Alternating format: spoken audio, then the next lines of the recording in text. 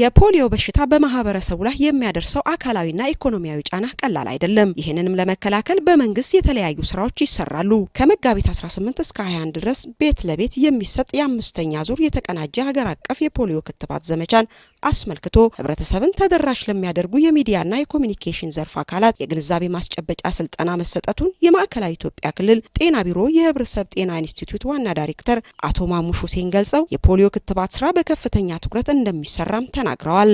በጣም ሳብ ስታንዳርድ የሆነ የኑሮ ላይፍ ያላቸው አካባቢዎች ላይ አሁን በሽታዋል። ኢትዮጵያ ግን ዋይልድ ፖሊዮን አጥፍታ ቫክሲን ድራይቭድ የሚባለው ያ ማለት ከክትባት ጥራት ከተደራሽነት ጋር በተያያዘ የሚመጣ የፖሊዮ በሽታ በሀገራችን 8 ክልሎች ላይ ሪፖርት ተደርጓል። ስለዚህ በ8 ክልሎች ሪፖርት ተደርጎ በእኛም በክልል ደረጃ ጠንካራ የቅኝት ስራ ጥሩ የክትባት ጥራትና ተደራሽነት ስላለ በማዕከላዊ ኢትዮጵያ ሪፖርት አላደረገም። እስካሁን ግን በሽታው እንደምታውቁት ድንበር ዘለል ነው። የሆነ ክልል ካለው ወደኛ ይመጣል። ለዚህ ነው ቀድመን ክትባት የምንከትበው። ስለዚህ በባለፉት 3 ዙሮች 4 ዙሮች አካባቢ ጥሩ ክትባት ስለሰራን አሁን የኛ ኢትኖት በጣም ትልቅ ኢሹ አልሆነም። ነገር ግን ክትባቱን ካልከተብን የሰዎች መመላለስ ስላለ ይሄ በሽታ ወደኛ ይመጣል ተብሎ ነው የሚታሰበው። በዚህ መሰረት እንዳያችሁት ለቀጣይ 4 ተከታታይ ቀናቶች ከ18 እስከ 21 ባለው ጊዜ ላይ የክትባት ዘመቻውን በክልላችን እናካሄዳለን። በክልሉ ከ1.4 ሚሊዮን በላይ የሚሆኑ ከ5 ዓመት በታች እድሜ ያላቸውን ህጻናት ቤት ለቤት ለማስከተብ ቅድመ ዝግጅት መጠናቀቁንም ዋና ዳይሬክተሩ ገልጸው ይህን ለማሳካትም በቅንጅት እንደሚሰራም ተናግረዋል። በዚህ ክትባት ዘመቻ ከ1.4 ሚሊዮን ህጻናት በላይ ህጻናት ክትባቱን እናደርሳለን ብለን ነው የምናስበው።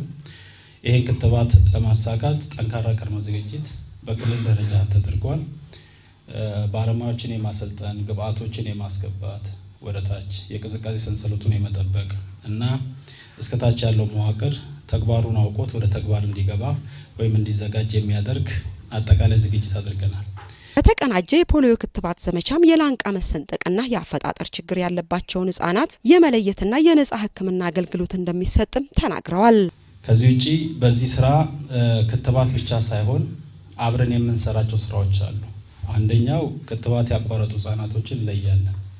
በመደበኛ ክትባት ላይ ያቋረጡ ህጻናቶች ተፈልጎ ክትባት ያገኛሉ። እንደምታውቁት አብሮ የስርዓተ ምግብ ልየታም ይካሄዳል።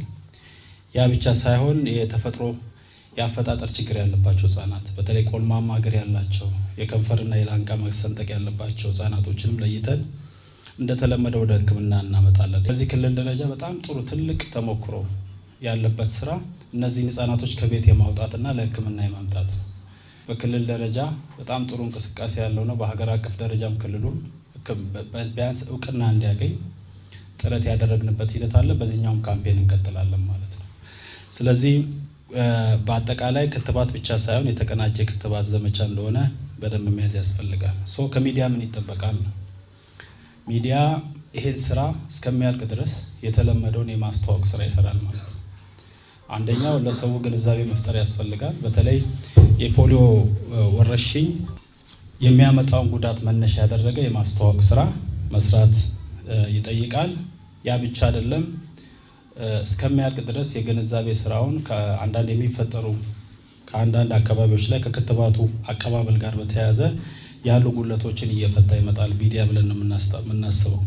ስለዚህ የሚዲያ ተቋማት ከፍተኛ ኃላፊነት አለባቸው። በስልጠናው ላይ የተገኙ ያነጋገርናቸው የሚዲያ አካላትም ለህብረተሰቡ የግንዛቤ መፍጠር ስራን በስፋት እንደሚሰሩም ተናግረዋል። እና ሁሉም ማህበረሰቡ በየአካባቢው ያው ቤት ለቤት ክትባቱ ስለሚሰጥ ልጆቻቸውን አዘጋጅተው ጠብቀው ለፖሊዮ በሽታ ክትባት እንዲያዘጋጁ የማድረግ ስራ እንሰራለን። ሚዲያው ላይ ለህዝብ ተደራሽ እንዲሆን በስፖርት ሰራ ይሆናል፣ በዜና እንዲሁ ደግሞ የተለያዩ እንግዶችንም በጤናው ይህንን ዘመቻውን እንቅስቃሴ የሚገልጹ አካላትን ወደ ስቱዲዮም በመጋበዝ ሽፋን እንሰጥ ይሆናል። ተገቢ የሆኑ መልእክቶችን በመቅረጽ ተደራሽ የሆነ ሚዲያን በመጠቀም አስፈላጊ ከሆነ ገጽ ለገጽም አርሶ አደሩን በማግኘት አነስተኛ መድረኮችን፣ እድሮችን፣ ማህበራዊ መስተጋብሮችን በመጠቀም ተደራሽ የሆኑ መልእክቶችን ለማህበረሰቡ ለማድረስና በአጭር ለመግታት ጉልህ በሆነ መልኩ እየቀነሰ መጥቷል። አሁንም ግን ዜሮ አድርገን ለማወጅ ለማሳወጅ እኛም ከሚዲያና ኮሙኒኬሽን የሚጠበቅብንን ሁሉ ለማድረግ ዝግጁ ነን።